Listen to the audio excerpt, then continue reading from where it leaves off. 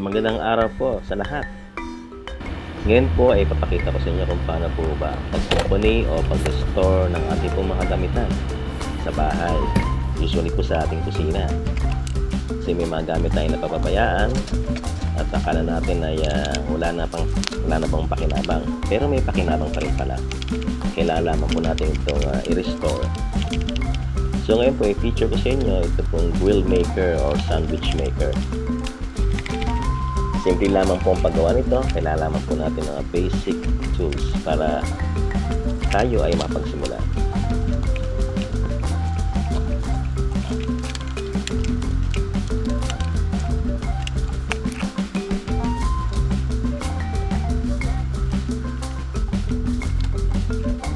Gagawin lamang po natin ay tatanggalin po yung lahat ng screws na nakabit sa grill maker.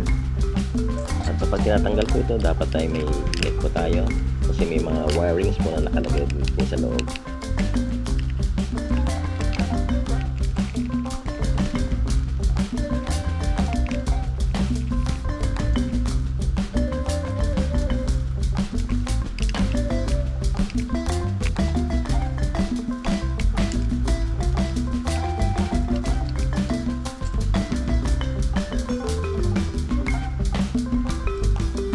Simple lamang po yung mga parts dito sa ating grill maker.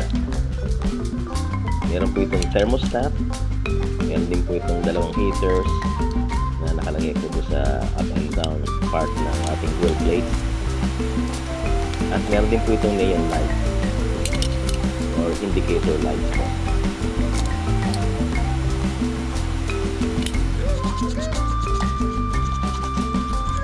Mahalaga po na itong grill plate ay lagi pong malinis kasi dito nga po natin nilalagay ang ating pong pagkain. Tinapay, minsan yung hotdog, tinapay iniinit natin dyan. Kinakailangan lagi po itong malinis. Ngayon kung ito po ay hindi malilinis, ay siguradong ito ay magkakaroon ng dumi o parang carbon dun sa surface na.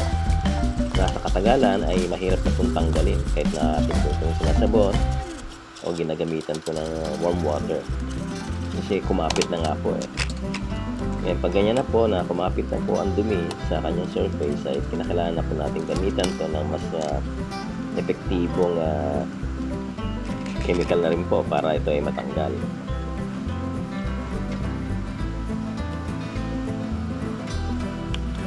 Dito po gagamitan po natin siya ng oven cleaner. Marami po ito sa supermarket. At once na ang surface nito ay malagyan ng oven cleaner, kailangan po natin itong ibilad sa labas. Para mas maging effective at para hindi rin po natin masinghot yung fumes o yung amoy po nito na nanggagaling sa oven cleaner kasi masakit dapat sa ilong. Tapos po nito, yung mga natanggal na parts like ng cover po nito, yung mga plastic parts po ay ilagay natin sa isang palanggana or wash basin po. At dito po natin lagyan ng tubig, lagyan ng sabon upang ito ay mababad.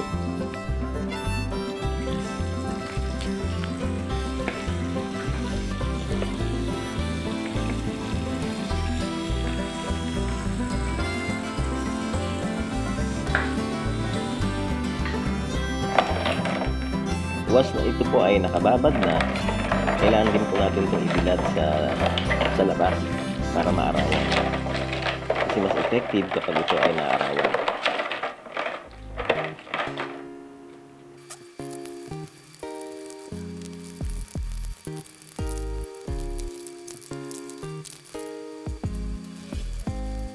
After po itong maarawan, ay pwede na pong alisin ang mga mancha na nakalagay dito, nakadikit dito. At nakita po natin ang resulta nito. Ito po ay maging malinis, maputi, mabango. Kasunod po niya na yung pagbabanlaw o yung final na paglilinis dito sa mga cover po ng ating grill maker.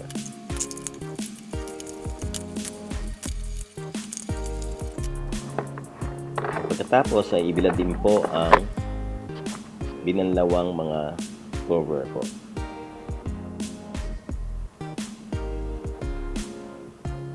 balikan naman natin yung grill plate na binabara ng oven cleaner.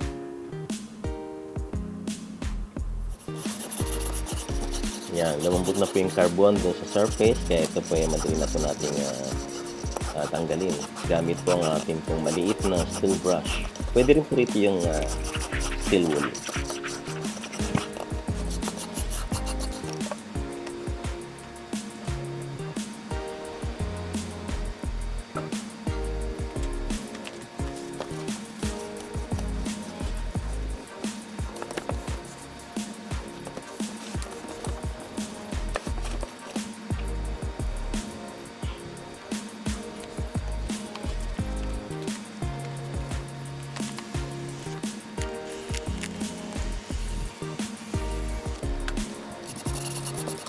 After po itong linisan or isisin, kailangan din po natin itong banlawan para maalis po yung mga iba pong dumi dito.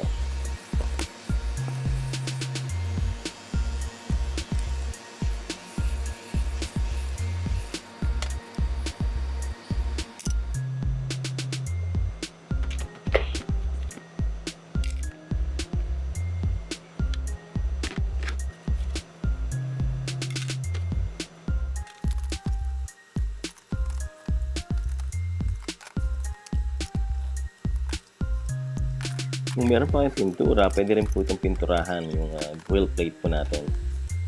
Gagamit lamang po kayo ng pintura na mataas yung kanyang resistance sa init. May nabibili po nito pero ngayon po hindi po available kaya hindi ko siya na ipakita rito.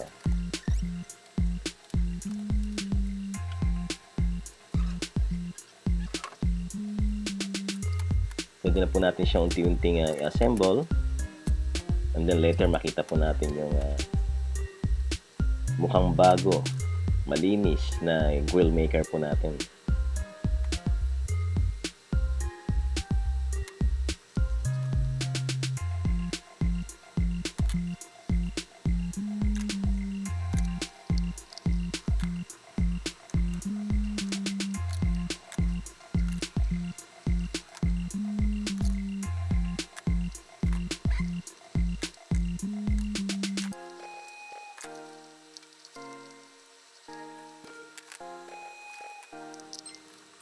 Yan, at pwede na pong testingin yung ating grill maker.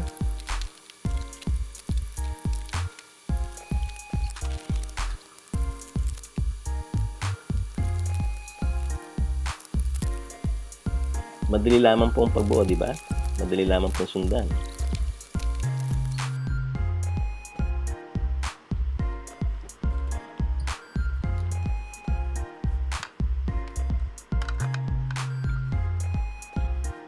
Testingin natin yung continuity ng kanyang heater kung okay po. Okay naman po, tingin ko.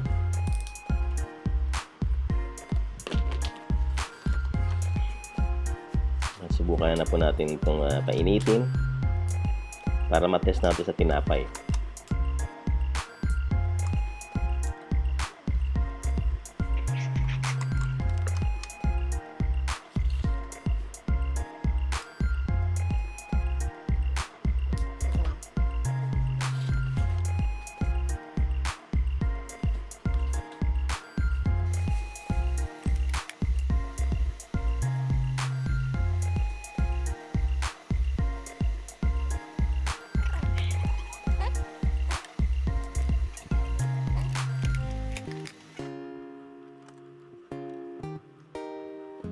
Ayun, okay na po. Ibig sabihin ay gumagana po uli at malinis na po ang ating grill maker or sandwich maker. Madali lang pala yung paggawa nito, no? Kailangan po natin na meron tayong oras, meron tayong basic na mga tools para maayos po natin yung ating po mga gamit sa bahay. Simple lamang pong gamit ito pero malaki na itutulong po sa atin. Pag ginawa nyo po ito at nagtagumpay kayo sa paggawa nyo, ay meron kayong bagong kaalaman na natutunan naman.